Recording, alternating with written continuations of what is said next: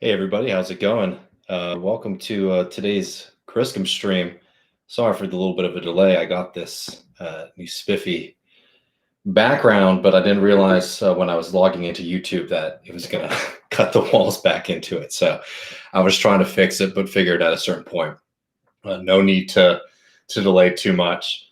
Welcome everybody to this week's Griscom stream. I'm going to start trying to do these at least every other Monday. I usually record my Jackman videos on Mondays.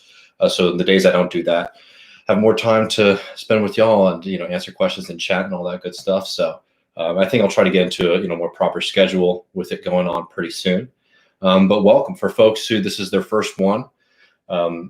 This is a little bit more informal than the normal shows. I take questions from the chat and so have a little bit of discussion, sort of kick around ideas. I really like these a lot. They highlighted my week whenever we're able to do them.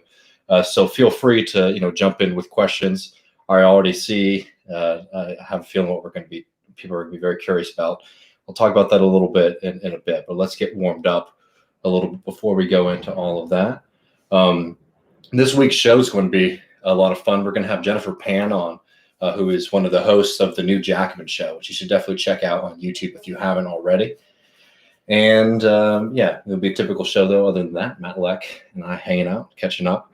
And we got those good, we got that good new music. I hope y'all like that this week. It was fun. Matt cut that up with our new tunes. I think we actually might be debuting our final official song, which is a real serious and interesting jam. I'm really excited for that coming up soon. So for sure, look forward to that. Well, anyways, folks, be sure to, hit us up with chats. I'll be answering those pretty soon. And we always appreciate super chats. Help us keep this YouTube channel going. Thanks everyone so much for the support. If you haven't already checked it out, check out our Patreon, patreon.com/leftreckoning. Sorry, a little bit of a mouthful. I'm gonna have a drink. All right, y'all.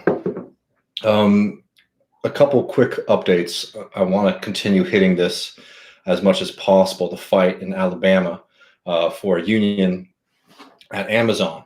That fight is continuing. It's been really nice. Have even been hit up by some people who've listened to the show, who work at those facilities who are fighting.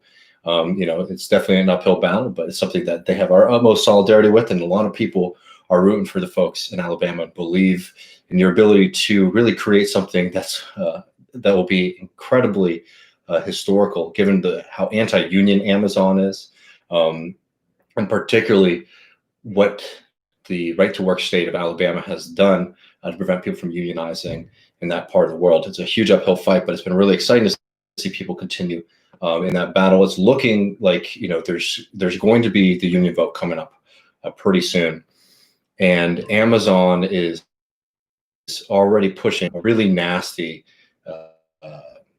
strategy to try to suppress the vote, which is Amazon is lobbying to make these votes happen in person. Which obviously during a global pandemic that is only getting worse is a really inhumane way for Amazon basically to try to suppress the vote.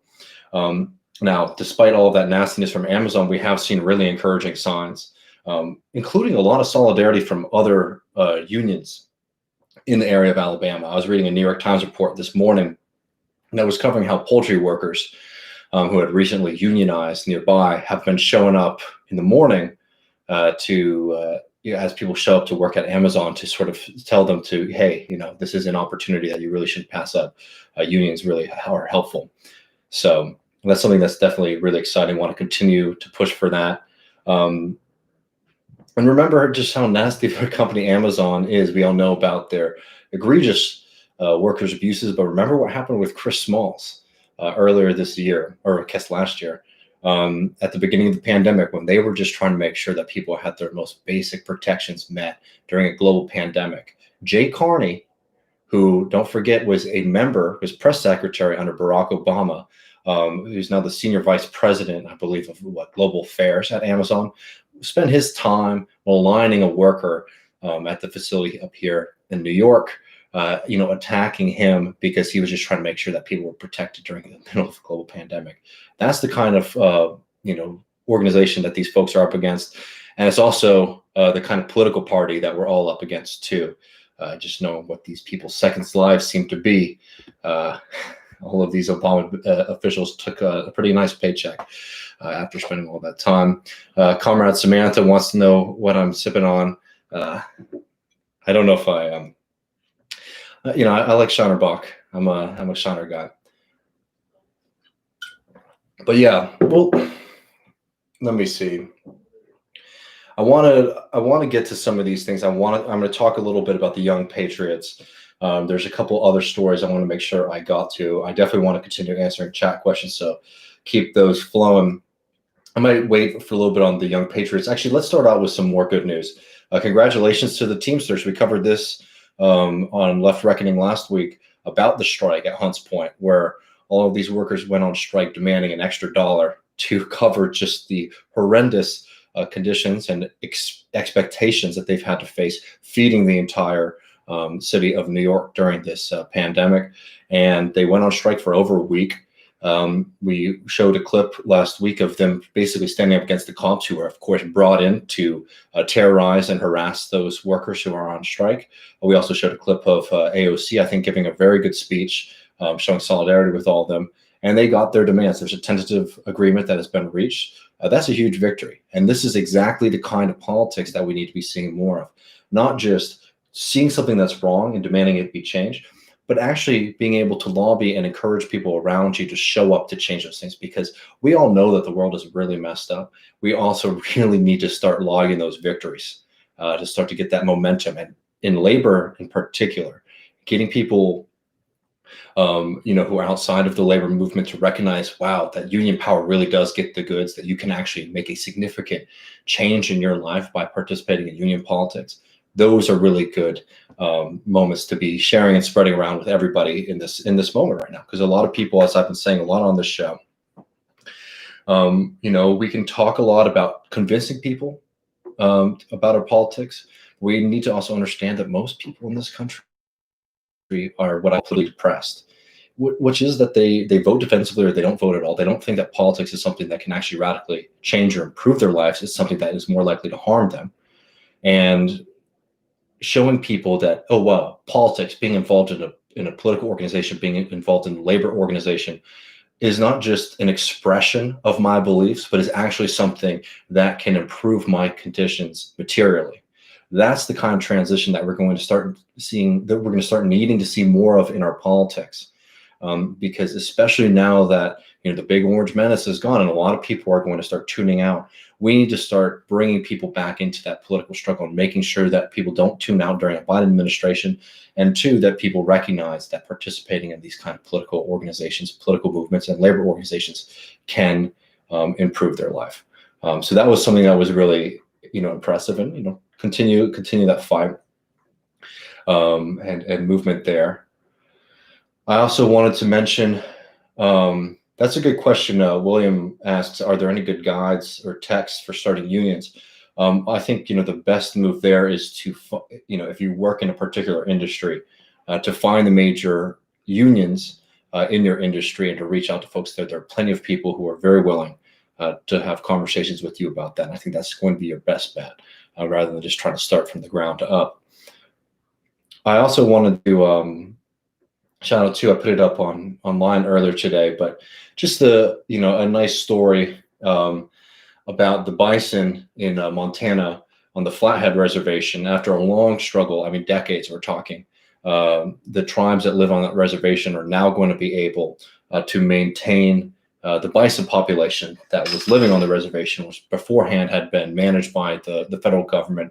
And for all of the nasty reasons that you can imagine, the kind of arguments that were coming from the community at large were, these people, they can't maintain this herd. The federal government needs to do it. But anyways, they were able to get control over the bison herd, and now those tribes that are living on the Flathead reservation will be maintaining those herds. And that's just one positive event in a longer fight of returning stewardship of a lot of the land to the people, and particularly Native folks who have centuries of documented stewardship, very effective environmental stewardship. And that's something that if you're serious about just basic humanity, but also, any kind of environmental movement, like we should be looking at returning stewardship of those lands to Native people. So that was a beautiful thing, very much needed. Yeah, and research Jane McElvey on unions. Yeah, she was on the Jackman show too, I believe. So you should definitely check out that interview as well. Oh, this is a good question from Compe. I actually wanted to warm myself up to get to this, but I'll answer it now. When do you think we'll get those $1,400 and they say $2,000 checks? I fear if Biden doesn't come through with his promise, 22-24 doesn't look good. Let's start with the last bit first. Who did the Democratic Party put in control of the party? Jamie Harrison. Who is Jamie Harrison? Somebody who ran in South Carolina for Senate against just the despicable, slimy loser, Lindsey Graham, right? Jamie Harrison broke fundraising records, but lost by 11% in the final vote. The Democratic Party elevating people who have track records of raising a lot of money and losing, I think should be a very clear sign to you about what this party is fixated on. We saw a smaller example of that in Kentucky as well. Trump was very good for the Democratic Party. He was a fundraising juggernaut for them because they were able to, convince all these wealthy donors to open up their pocketbooks to support the Democratic Party financially, which is a very different thing from the Democratic Party actually showing up and earning those votes with working communities, right? So what do we think that, what's going to happen in 2022 with the Democratic Party? I don't think that they are thinking their political calculus right now is necessarily to maintain their gains.